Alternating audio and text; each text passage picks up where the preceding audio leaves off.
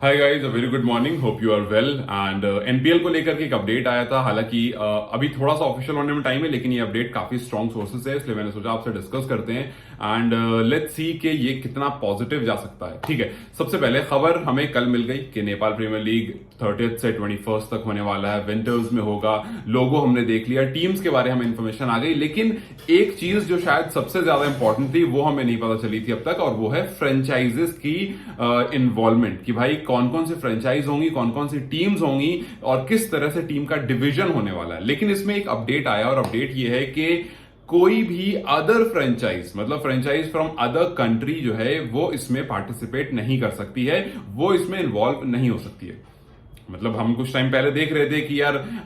Franchise को लेकर के बात हो रही थी कि जिसको भी पार्टिसिपेट करना है, एक फॉर्म निकाला गया था कि आप उसको फिल कर सकते हो और फिर उसके बाद आप आगे बढ़ सकते हो। लेकिन उसमें एक चीज थी कि अगर कोई भी फ्रेंचाइज इसमें मिल रही है तो वो नेपाल की कंपनीज से, जो भी ओनरशिप जिनकी होगी, उससे एसोसिएट होकर करेगी, अपना नहीं कर सकती है। इस पर अभी एक स्ट्रॉन्ग पॉइंट यह आया है कि कोई भी अदर नेशन इसमें इन्वॉल्व नहीं हो सकता है। अच्छा, अगर समझ में नहीं आया तो मैं सीधी लैंग्वेज में समझाता हूं। सपोज करो 6 टीम्स हैं, ठीक है, तो वो जो 6 टीम्स होंगी वो होली सोली नेपाल के ही कंपनीज या नेपाल के ही जो भी जो बड़े लोग होंगे जिनका इन्वॉल्वमेंट इसमें होगा, वही पार्टिसिपेट करेंगे। इंडिया या बीसीसीआई का अदर कोई सा ब्रांच या फिर पाकिस्तान का कोई सा ब्रांच ये अपना इन्वॉल्वमेंट नहीं कर सकते। अब देखिए, इसमें अच्छा भी है और बुरा भी है। हालांकि अगर कल आपने मेरा लाइव पूरा देखा होगा तो उसमें मैंने एक चीज बोली थी कि मैं अभी नहीं चाहता हूं कि बीसीसीआई इसमें इन्वेस्ट करे इतना ज्यादा कि उसको उसका नाम मिले। इतना ज्यादा invest I don't really want कि बीसीसीआई भी करे या कोई भी अदर फ्रेंचाइज करे। और वो सिर्फ इसलिए मैंने कहा था क्योंकि अगर आप अपने फर्स्ट 2 इयर्स में पुश कर देते हो, देखो अगर पहले ही सपोज करो बीसीसीआई या किसी और के इन्वॉल्वमेंट, और मैं बहुत जेन्युइन पॉइंट ऑफ व्यू से बात बोल रहा हूं, अगर सपोज करो कि 2 फ्रेंचाइज बीसीसीआई ने ले ली, लेट्स से कि सुपर किंग्स और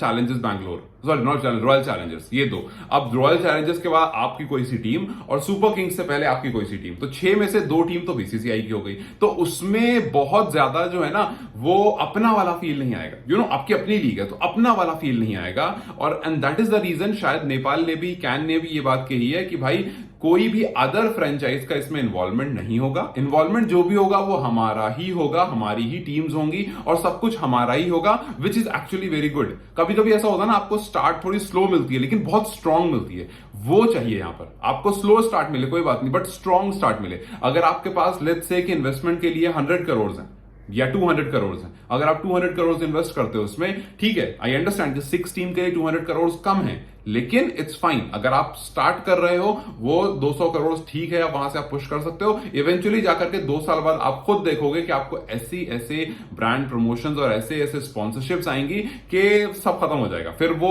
200 से ऑटोमेटिकली 2000 जा सकता है, which is very big amount, लेकिन हो सकता है, पॉसिबल है। सो इस टाइम पर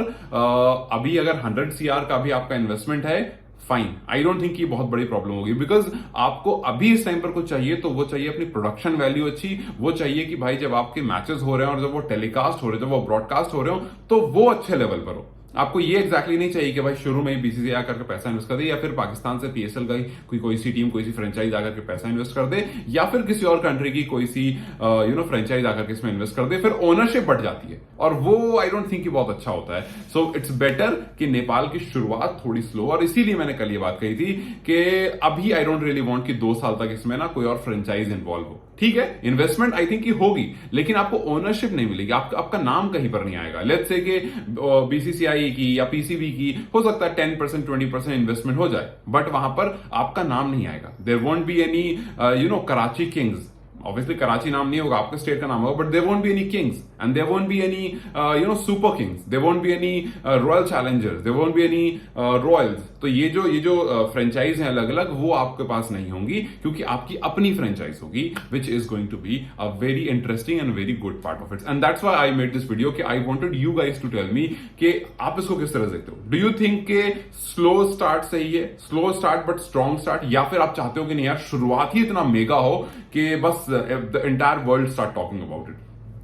दूसरे केस में स्टार्ट मेगा में आपको बहुत सारा पैसा चाहिए, और वो बहुत सारा पैसा फिलहाल कैन के पास नहीं है, ये हम सबको पता है, क्योंकि अभी बहुत सारी चीज चल रही है साइड बाय साइड। और अगर वो बहुत सारा पैसा नहीं है, so you need to ask other franchise from different countries कि जी आप इन्वेस्टमेंट करो, हम आपको इतना इतना पोर्शन देंगे, बट उसमें रिमेंबर आपकी ओनरशिप खत्म होगी। वही अगर दूसरी तरफ आप स्ट्रॉन्ग स्टार्ट करते हो, स्लो स्टार्ट करते हो, बहुत मेगा नहीं करते हो, हाँ आपका जो प्राइम फोकस है वो रहता है कि भाई आपके पास कैमरास अच्छे हो, आपकी जो ब्रॉडकास्टिंग टीम हो वो अच्छा काम करे, आपका जो भी जहां जहां आप टेलीकास्ट कर रहे हो वहां अच्छे से जाए, सो जब लोग बैठ करके देखें तो उनको कुछ नहीं तो एटलीस्ट मैच तो अच्छा दिखे, उनको वैसे मैचेस ना दिखें जैसा हम यूजुअली देखते हैं, उनको लगे कि नहीं यार ये मतलब इट्स अ गुड लीग, ये भी ना लगे कि बहुत लो है, ये भी ना लगे कि एक्सट्रीमली हाई है बिकॉज उसके लिए बहुत पैसे चाहिए, ऐसा लगे कि हाँ यार इट्स अ गुड स्टार्ट, एक एवरेज स्टार्ट है और अच्छी टीम्स हैं, अच्छे प्लेयर्स हैं। अब ये देखना इंटरेस्टिंग होगा कि आप कितने प्लेयर्स को ला सकते हो इस लीग, क्योंकि अगर आप एनपीएल करते हो और सिर्फ नेपाल के प्लेयर्स को रखते हो, देन इसका प्रमोशन नहीं हो पाएगा उस लेवल पर। आज देखिए ना डेविड वार्नर को, कहीं भी जाकर खेल रहा है बंदा, अभी मैं कल परसों देख रहा था, आई डोंट इवन नो कि वो कौन सी लीग है, वहां वो खेल रहा था, ठीक है। So he is playing anywhere, so fine, अगर कहीं भी खेल रहा हो तो नेपाल भी आओ खेलने। सो जो ऐसे प्लेयर है ना जो कहीं भी जाकर खेलते हैं और जिनका नाम अच्छा है, so David Warner is a big name, और अगर वो कहीं भी जाकर खेल रहा है सो उसको एनपीएल में बुलाओ। सो अगर आप बड़े नाम को, क्रिस गेल को, बड़े नाम को अट्रैक्ट कर सकते हो, हालांकि क्रिस गेल रिटायर हो चुके हैं, आई डोंट रियली थिंक वो आने का सोचेंगे, बट अभी जो एकदम रिसेंट जिन्होंने रिटायरमेंट लिए उनको अगर आप ले सकते हो तो फिर इस लीग का जो पहला प्रमोशन होगा ना वो बहुत अच्छा होगा। सो ये देखना बहुत एक्साइटिंग होने वाला है कि एनपीएल में जो अदर फ्रेंचाइज को आने से मना कर दिया है कैन ने कि भाई उनका इन्वॉल्वमेंट नहीं होगा। पहली बात तो ये चीज थोड़ी सी ऑफिशियल आकर के अनाउंसमेंट अगर हो जाए तो और अच्छा, वरना यही होने वाला है मोस्ट प्रोबेबली। सो पहली चीज ये देखनी होगी कि जो अदर फ्रेंचाइज को आने को मना किया है उसको किस तरह से आप हैंडल करते हो, उसको किस तरह से जो आप किसी को मना करते हो तो आपकी जिम्मेदारी बढ़ जाती है, आप उसको किस तरह से टैकल करते हो, और क्या कोई अदर फ्रेंचाइज थोड़ा बहुत इन्वेस्ट करती है, हालांकि उसका नाम कहीं पर कुछ नहीं आएगा, बट क्या किसी का थोड़ा बहुत इन्वेस्टमेंट होता है, अगर होता है तो किसका होगा और कितना परसेंट उस पर अलाउ करेगी टीम, सो दैट थोड़ा बहुत इन्वेस्टमेंट भी हो जाए, थोड़े पैसे भी आ जाए और ओनरशिप वाला खतरा भी ना हो इन सब में। तो how do you see this, आपको क्या लगता है, क्या एनपीएल का जिस तरह से लोगो अनाउंसमेंट, जिस तरह से लोगो रिवील हुआ, अनवील हुआ, जिस तरह से डेट्स रिवील की गई, जिस तरह से हमें 6 टीम्स के बारे में पता चला, उन सबको देखते हुए डू यू थिंक कि एक चीज जो उसमें रिपोर्ट्स में आ रही है कि अदर फ्रेंचाइज को बंद कर दिया गया है वो सही है, या फिर उन सब के साथ साथ एक दो अदर फ्रेंचाइज का इन्वॉल्वमेंट होता तो शायद ये और मेगा होता और शायद वर्ल्ड वाइड में इस लीग के बारे में बात हो रही होती। So that was it for the day. अभी मुझे ये खबर मिली थी तो मैंने सोचा आप लोग से बात करूं, और हाँ प्लीज इसके बारे में डिस्कस जरूर करना, इसके बारे में मुझे कमेंट्स में जरूर बताना कि क्या लगता है आपको, क्या ये सही है या फिर ये गलत है, अगर गलत है तो क्यों, बिकॉज मैं तो इसके साइड हूं, मुझे लगता है ये सही है और मैंने अपने रीजन आपको बता दिए, गलत है तो क्यों, अगर आपको लगता है कि नहीं यार होना चाहिए इन्वॉल्वमेंट तो कमेंट्स में रीजन के साथ मुझे बताना कि क्यों होना चाहिए था। Till then you guys have a good day and let's see you guys in the comment section. Bye bye, take care.